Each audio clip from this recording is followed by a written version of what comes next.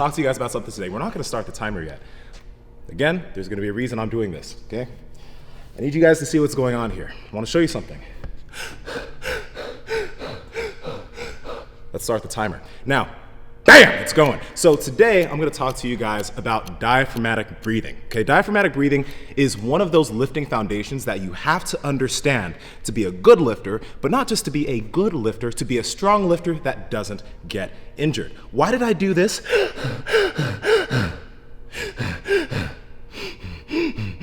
Because so many people, when they're breathing, when they're trying to get themselves braced for a lift, when they're doing all these things in the gym, they breathe into the chest. So why was I touching my chest? Because this is a problem. If you're bracing for a lift, or if you're trying to breathe, and this happens. When someone says, get your chest up, and this happens. If you're trying to brace for a squat and your clavicle comes up, and that happens.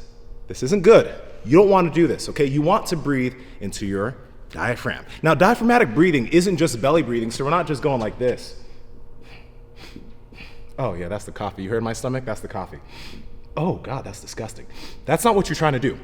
When you're diaphragmatic breathing, you are going for 360-degree pressure around your torso. Okay, so when you're breathing, not only do you want to breathe into the diaphragm, and you can either use a friend or you can use yourself to touch you. You want to make sure that not only are you coming up here in terms of your belly area, but you also want to touch your obliques.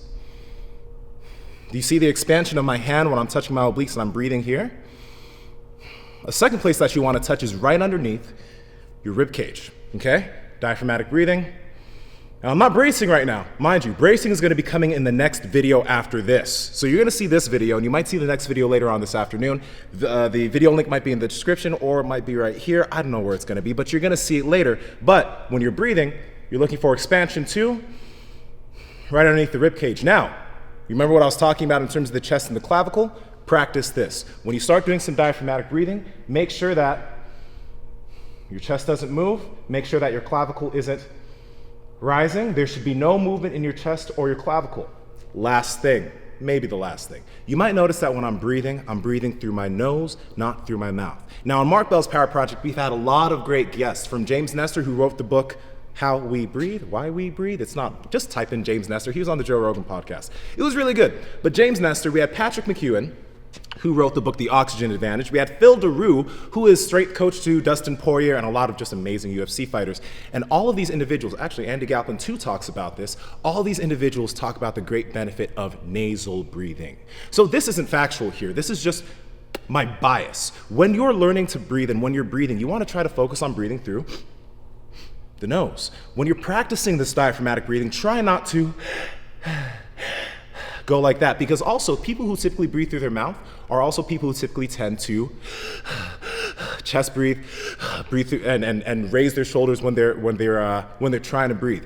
Also, one problem or some issues that happen with a lot of individuals is a lot of reasons why they have these bad breathing problems is because they sit down all day, have bad posture at a computer, and all their breathing ends up being really shallow at the chest. So maybe get a standing desk, try all those things, but focus on breathing through the nose, breathing into the diaphragm, making sure that you're getting a 360-degree expansion of your torso, and making sure that your chest and your clavicle stay down. Now, as far as bracing is concerned, because all of this is going to come together, that is going to be in the next Stronger in 5 Minutes video about two-part bracing, or bracing for strength done right.